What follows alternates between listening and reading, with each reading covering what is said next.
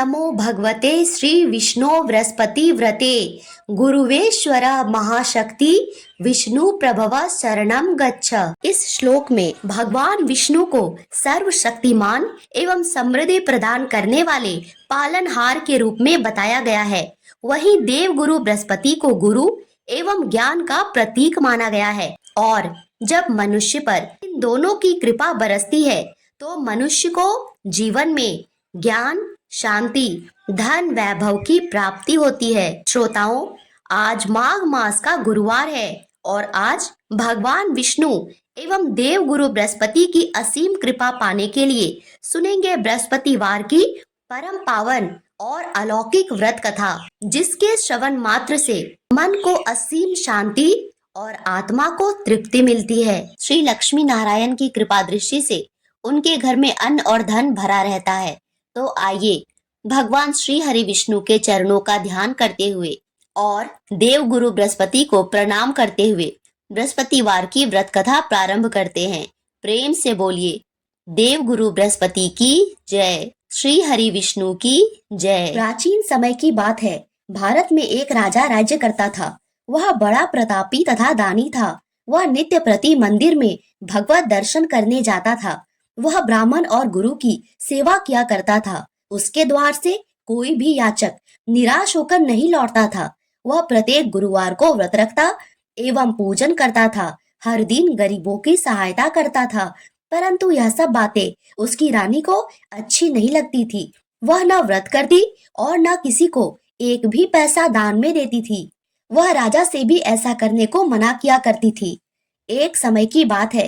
राजा शिकार करने वन को चले गए। घर पर रानी और दासी थी। उस समय गुरु बृहस्पति साधु का रूप धारण कर राजा के दरवाजे पर भिक्षा मांगने आए।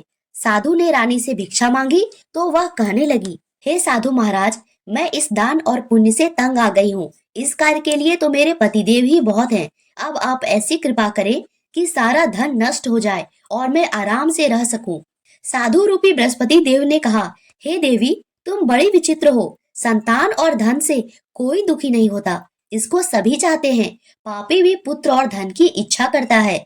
अगर तुम्हारे पास धन अधिक है तो भूखे मनुष्यों को भोजन कराओ, प्याऊ लगवाओ, ब्राह्मणों को दान दो, धर्मशाला बनवाओ, कुआं, तालाब, बावड़ी, बाग बगीचे आदि का निर्माण कराओ तथा निर्धनों की कुंवारी कन्याओं का विवाह कराओ। साथ ही यज्ञ आदि करो। इस प्रकार के कर्मों से आपके कुल का और आपका नाम परलोक में सार्थक होगा एवं स्वर्ग की प्राप्ति होगी।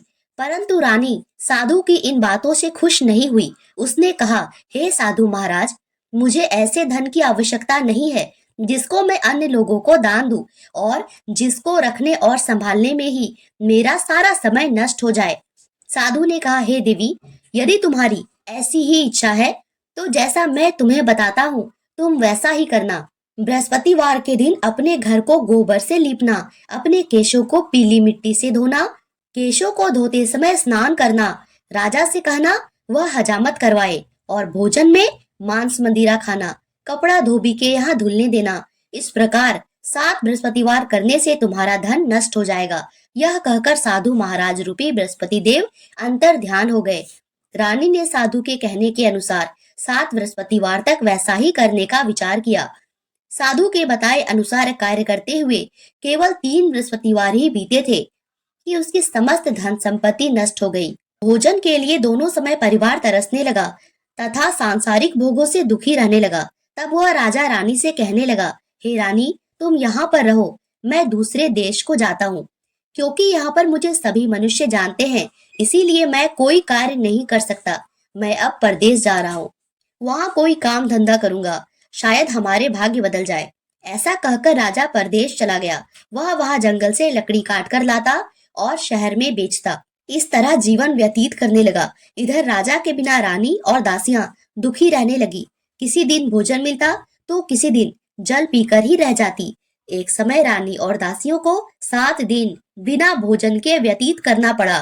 तो रानी ने अपनी दासी से कहा, हे दासी, यहाँ पास ही के नगर में मेरी बहन रहती है। वह बड़ी धनवान है। तू उसके पास जा और वहाँ से 5 सेर बेजर मांग के ले आ, जिससे कुछ समय के लिए गुजर हो जाएगा। दासी रानी के बहन के पास गई।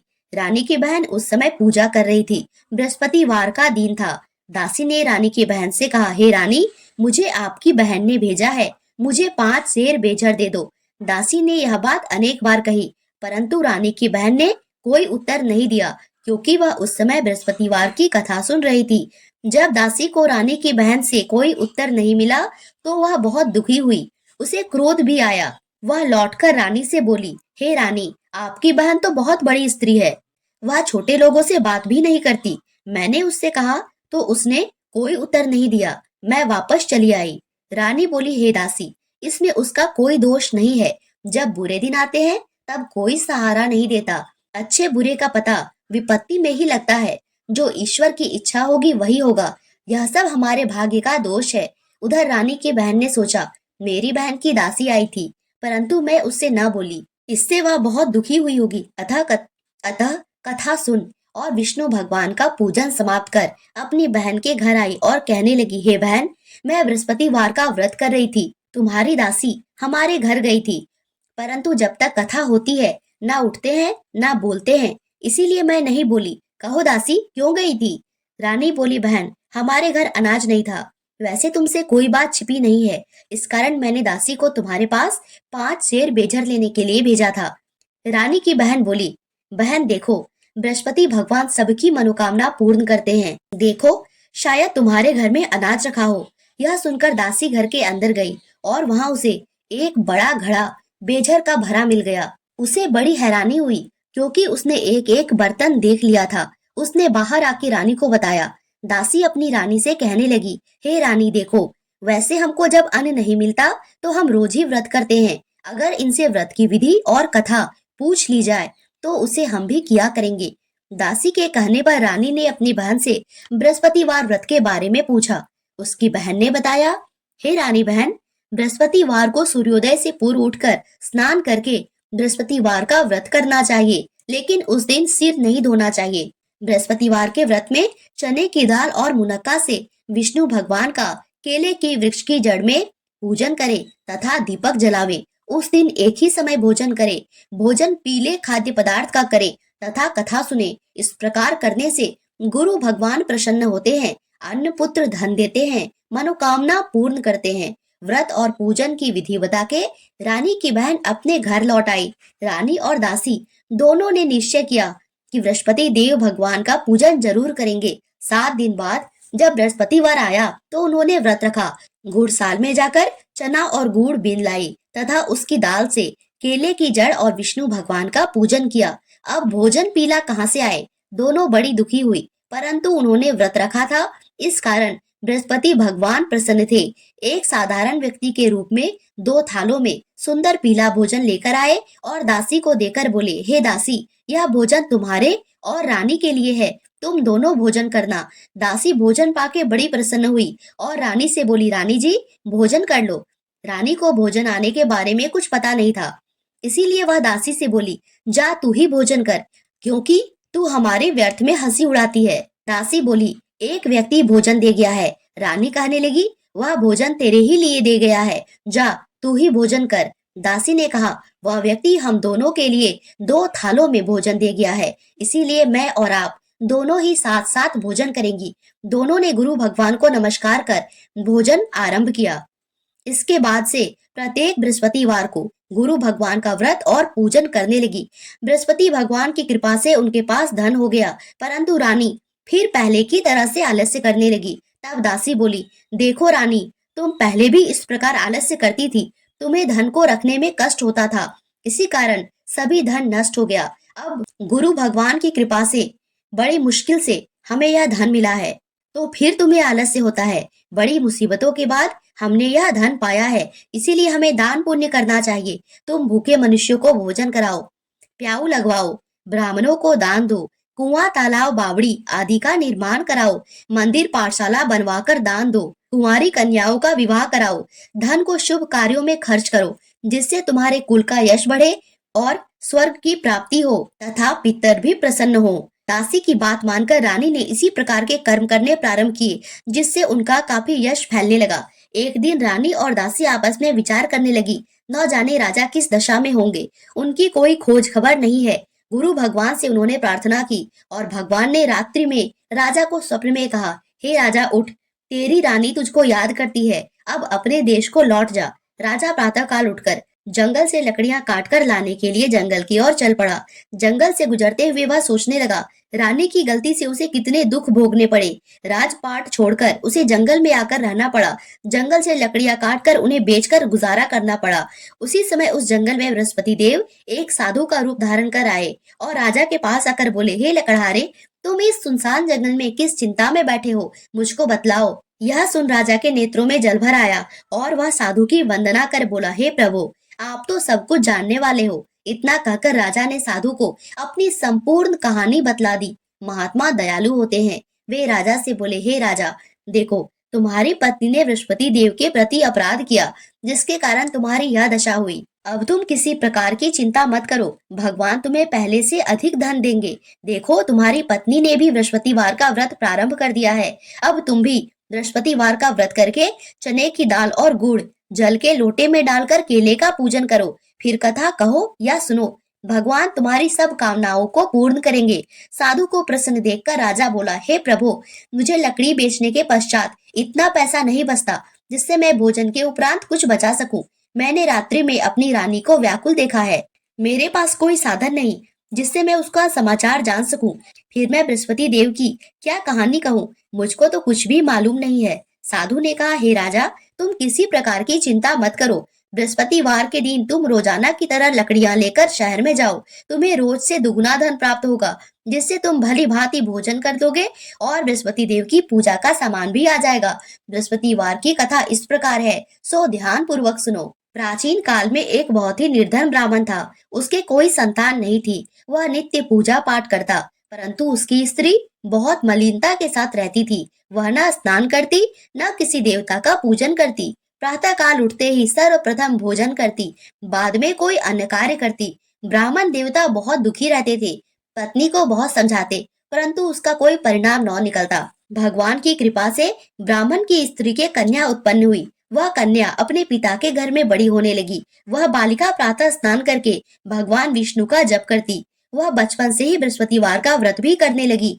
पूजा पाठ समाप्त कर स्कूल जाती तो अपनी मुट्ठी में जौ भर के ले जाती और पाठशाला जाने के मार्ग में डालती जाती। वही जौ स्वर्ण के हो जाते तो लौटते समय उनको बीन कर घर ले आती। एक दिन वह बालिका सूप में उन सोने के जौ को फटक कर साफ कर रही थी। तभी उसकी माँ ने देखा और कहा, हे बेटी, सोने के जौ को फटकने के लिए सोने का सूप होना चाहिए। दूसरे दिन गुरुवार था। इस कन्या ने व्रत रखा और बृहस्पति देव से कहा, हे प्रभु, यदि मैंने सच्चे मन से आपकी पूजा की हो तो मुझे सोने का सूप दे दो। बृहस्पति देव ने उसकी प्रार्थना स्वीकार कर ली। रोजाना की तरह जब वह कन्या जौ फैलाती हुई स्कूल चली गई और स्कूल से लौटकर जब वह जौ बीन रही थी तो बृहस्पति देव की कृपा से उसे सोने का सूप मिला। उसे वह घर ले आई और उसे जौ साफ करने लगी, परंतु उसकी माँ का वही ढंग रहा। एक दिन की बात है, वह कन्या सोने के सूप में जौ साफ कर रही थी। उस समय वहां का राजकुमार वहां से होकर निकला। उस कन्या के रूप और सोने के सूप में जौ को साफ करते देखकर वह उस कन्या पर मोहित हो गया। राजमहल आकर भोजन और जल त्याग कर उदास होकर लेट गया। राजा को जब राजकुमार द्वारा अन्न जल त्यागने का समाचार ज्ञात हुआ तो अपने मंत्रियों के साथ वह अपने पुत्र के पास पहुंचे और बोले, हे बेटा, तुम्हें किस बात का कष्ट है? किसी ने अपमान किया है अथवा कोई और कारण है? मुझे बताओ, मैं वही करूंगा जिससे तुम्हें प्रसन्नता हो। राजकुमार ने अपने पिता की बातें सुनी और बोला, मुझे आपकी कृपा से किसी बात का दुख नहीं है। किसी ने मेरा अपमान नहीं किया, परंतु मैं उस लड़की के साथ विवाह करना चाहता हूँ जो सोने के सूप में जौ साफ कर रही थी।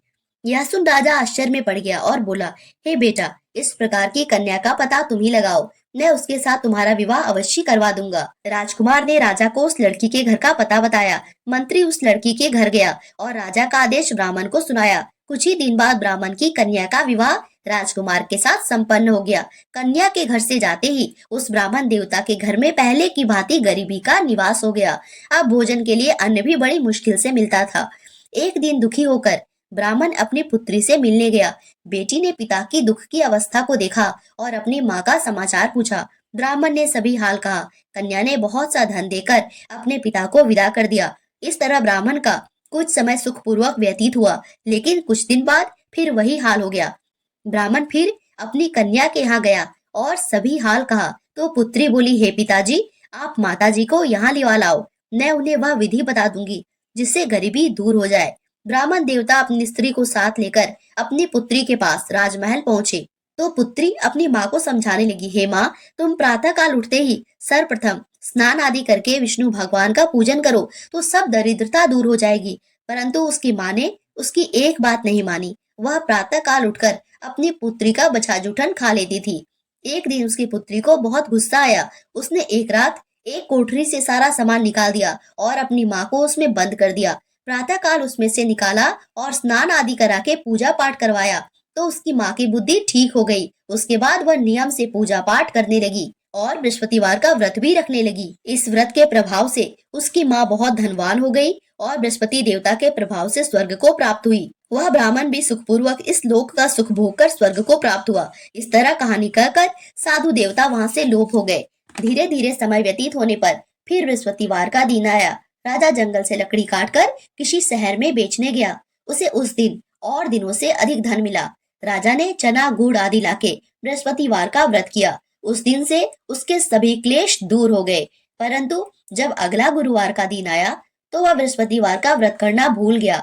इस कारण बृहस्पति भगवान नाराज हो गए। उस दिन उस नगर के राजा ने विशाल यज्ञ का आयोजन किया और अपने समस्त राज्य में घोषणा करवा दी, कोई भी मनुष्य अपने घर में भोजन न बनाए, न आग जलाए। समस्त लोग मेरे यहाँ भोजन करने आए। इस आज्ञा को जो न मानेगा उसको फांसी की सजा दी जाएगी। राजा के आज्ञानुसार राज्य के सभी वासी राजा के भोज में सम्मिलित हुए, लेकिन लकड़हारा कुछ देर से पहुंचा, इसीलिए राजा उसको अपने साथ महल में ले गए। जब राजा लकड़हारे को भोजन करा रहे थे तो रानी की दृष्टि उस खूंटी पर पड़ी जिस पर उसका हार लटका हुआ था। उसे हार खूंटी पर लटका दिखाई नहीं दिया। रानी को निश्चय हो गया कि मेरा हार इसी लकड़हारे ने चुरा लिया है। उसी समय सैनिक बुलवाकर उसको जेल में डलवा दिया। जब लकड़हारा जेल खाने में गया तो बहुत दुखी होकर विचार करने लगा कि न जाने कौन से पूर्व जन्म के कर्म से मुझे यह दुख प्राप्त हुआ है, और उसी साधु को याद करने लगा जो जंगल में मिला था। तत्काल बृहस्पति देव साधु के रूप में प्रकट हो गए और उसकी दशा को देखकर कहने लगे, अरे मूर्ख, तूने बृहस्पति देवता की कथा नहीं कही, इसी कारण तुझे दुख प्राप्त हुआ। अब चिंता मत कर, बृहस्पतिवार के दिन जेल खाने के दरवाजे पर 4 पैसे पड़े मिलेंगे, उनसे तू बृहस्पति देव की पूजा करना तो तेरे सभी कष्ट दूर हो जाएंगे। अगले बृहस्पतिवार उसे जेल के द्वार पर 4 पैसे मिले। राजा ने पूजा का सामान मंगवाकर कथा कही और प्रसाद बांटा। उसी रात्रि को बृहस्पति देव ने उस नगर के राजा को स्वप्न में कहा, हे राजा, तूने जिस आदमी को जेल खाने में बंद कर दिया है वह निर्दोष है, वह राजा है, उसे छोड़ देना। रानी का हार उसी खूंटी पर टंगा हुआ है। अगर तू ऐसा नहीं करेगा तो मैं तेरे राज्य को नष्ट कर दूंगा। राजा प्रातःकाल उठा और खूंटी पर हाथ टंगा देखकर लकड़हारे से क्षमा मांगी और राजा के योग सुंदर वस्त्र आभूषण भेंट कर उसे विदा किया। गुरुदेव की आज्ञा अनुसार राजा अपने नगर को चल दिया। राजा जब नगर के निकट पहुंचा उसे बड़ा ही आश्चर्य हुआ। नगर में पहले से अधिक बाग, तालाब और कुएं तथा बहुत सी धर्मशालाएं, मंदिर आदि बने हुए थे। राजा ने पूछा, यह किसका बाग और धर्मशाला है? तब नगर के सब लोग कहने लगे, यह सब रानी और दासी के द्वारा बनवाए गए हैं। राजा को आश्चर्य हुआ और गुस्सा भी आया। जब रानी ने खबर सुनी कि राजा आ रहे हैं तो उसने अपनी दासी से कहा, हे दासी, देख, राजा हमको कितनी बुरी हालत में छोड़ गए थे, हमारी ऐसी हालत देखकर लौट न जाए, इसीलिए तू दरवाजे पर खड़ी हो जा। रानी की आज्ञा अनुसार दासी दरवाजे पर खड़ी हो गई और जब राजा आए तो उन्हें अपने साथ महल में लिवा लाई। तब राजा ने क्रोध करके अपनी तलवार निकाली और पूछने लगा, बताओ, यह धन तुम्हें कैसे प्राप्त हुआ है? तब रानी ने बताया, हमें यह सब धन बृहस्पति देव के व्रत के प्रभाव से प्राप्त हुआ है। राजा ने तब निश्चय किया कि 7 रोज बाद तो सभी बृहस्पति देव का पूजन करते हैं, परंतु मैं रोजाना दिन में 3 बार कथा कहा करूंगा और रोज व्रत किया करूंगा। अब हर समय राजा के दुपट्टे में चने की दाल बंधी रहती और दिन में 3 बार कथा कहता। एक रोज राजा ने विचार किया, चलो अपनी बहन के यहाँ हो आए। इस तरह का निश्चय कर राजा घोड़े पर सवार होकर अपनी बहन के यहाँ चल दिया। मार्ग में उसने देखा कुछ आदमी एक मुर्दे को लिए जा रहे हैं। उन्हें रोककर राजा कहने लगा, अरे भाइयों, मेरे बृहस्पतिवार की कथा सुन लो। वे बोले, लो, हमारा तो आदमी मर गया है, इसको अपनी कथा की पड़ी है। परंतु कुछ आदमी बोले, अच्छा कहो, हम तुम्हारी कथा भी सुनेंगे। राजा ने दाल निकाली और कथा कहनी शुरू की। जब कथा आधी हुई तो मुर्दा हिलने लगा और जब कथा समाप्त हुई तो राम राम करके वह मुर्दा खड़ा हो गया। राजा आगे बढ़ा। उसे चलते चलते शाम हो गई। आगे मार्ग में उसे एक किसान खेत में हल चलाता मिला। राजा उससे बोला, अरे भैया, तुम मेरी बृहस्पतिवार की कथा सुन लो। किसान बोला, जब तक मैं तेरी कथा सुनूंगा 4 हरिया जोत लूंगा। जा अपनी कथा किसी और को सुनाना। राजा आगे चलने लगा। राजा के हटते ही बैल पछाड़ खाकर गिर गए और किसान के पेट में बहुत जोर से दर्द होने लगा। उसी समय किसान की माँ रोटी लेकर आई। उसने जब यह देखा तो अपने पुत्र से सब हाल पूछा। बेटे ने सभी हाल बता दिया। बुढ़िया दौड़ी दौड़ी उस घुड़सवार के पास गई और उससे बोली, मैं भी तेरी कथा सुनूंगी, तू अपनी कथा मेरे खेत पर ही चलकर कहना। राजा ने लौटकर बुढ़िया के खेत पर जाकर कथा कही, जिसको सुनते ही बैल खड़े हो गए और किसान के पेट का दर्द भी बंद हो गया। राजा अपनी बहन के घर पहुंच गया। बहन ने भाई की खूब मेहमानी की। दूसरे रोज प्रातःकाल राजा जगा तो वह देखने लगा कि सब लोग भोजन कर रहे हैं। राजा ने अपनी बहन से जब पूछा, ऐसा कोई मनुष्य है जिसने भोजन नहीं किया है, जो मेरी बृहस्पतिवार की कथा सुन ले? बहन बोली, हे भैया, यह देश ऐसा ही है। पहले यहाँ के लोग भोजन करते हैं, बाद में अन्य कार्य करते हैं। अगर कोई पड़ोस में हो तो मैं देख आती हूँ। ऐसा कहकर बहन देखने चली, परंतु उसे कोई भी ऐसा व्यक्ति नहीं मिला जिसने भोजन नहीं किया हो। अंत में वह एक कुम्हार के घर गई जिसका लड़का बीमार था। उसे मालूम हुआ कि उसके यहाँ 3 दिन से किसी ने भोजन नहीं किया है। रानी ने अपने भाई की कथा सुनने के लिए कुम्हार से कहा। वह तैयार हो गया। राजा ने जाके बृहस्पतिवार की कथा कही, जिसको सुनकर उसका लड़का ठीक हो गया। अब तो राजा की प्रशंसा होने लगी। एक दिन राजा ने अपनी बहन से कहा, हे बहन, मैं अपने घर जाऊंगा, तुम भी तैयार हो जाओ। राजा की बहन ने अपनी सास से अपने भाई के साथ जाने की आज्ञा मांगी। सास बोली, चली जा, परंतु अपने लड़कों को मत ले जाना, क्योंकि तेरे भाई को कोई संतान नहीं होती है। बहन ने अपने भाई से कहा, हे भैया, मैं तो चलूंगी, परंतु कोई बालक नहीं जाएगा। राजा ने कहा, जब कोई बालक नहीं चलेगा तब तुम जाकर ही क्या करोगी? दुखी मन से राजा अपने नगर को लौट आया। राजा ने अपने रानी से कहा, हम निसंतान हैं, इसीलिए कोई हमारे घर आना पसंद नहीं करता। इतना कह वह बिना भोजन आदि के शैया पर लेट गए। रानी बोली, हे प्रभु, बृहस्पति देव ने हमें सब कुछ दिया है, वे हमें संतान भी अवश्य देंगे। उसी रात बृहस्पति देव ने राजा को स्वप्न में कहा, हे राजा, उठ, सभी सोच त्याग दे, तेरी रानी गर्भवती है। राजा को यह जानकर बड़ी खुशी हुई। 9वें महीने रानी के गर्भ से एक सुंदर पुत्र पैदा हुआ। जब राजा की बहन ने यह शुभ समाचार सुना तो वह बहुत खुश हुई और बधाई लेकर अपने भाई के यहाँ आई। तभी रानी ने कहा, घोड़ा चढ़कर नहीं आई, गधा चढ़ी आई। राजा की बहन बोली, भाभी, मैं इस प्रकार न कहती तो तुम्हें औलाद कैसे मिलती? बृहस्पति देव ऐसे ही हैं, जिसके मन में जो कामना रहती है सभी को पूर्ण करते हैं। जो सद्भावना पूर्वक बृहस्पतिवार का व्रत करता है एवं पढ़ता है अथवा सुनता है और दूसरों को सुनाता है, बृहस्पति देव उसकी सभी मनोकामना पूर्ण करते हैं। बृहस्पति देव उसकी सदैव रक्षा करते हैं। जो संसार में सद्भावना और सच्चे हृदय से बृहस्पति देव का पूजन करते हैं, उनकी सभी मनोकामनाएं उसी प्रकार पूर्ण होती है जैसे रानी और राजा ने बृहस्पति देव की कथा का गुणगान किया तो उनकी सभी इच्छाएं बृहस्पति देव ने पूर्ण की। मनुष्य को हृदय से उनका मनन करते हुए जय जयकार करना चाहिए। बोलो बृहस्पति भगवान की जय, विष्णु भगवान की जय।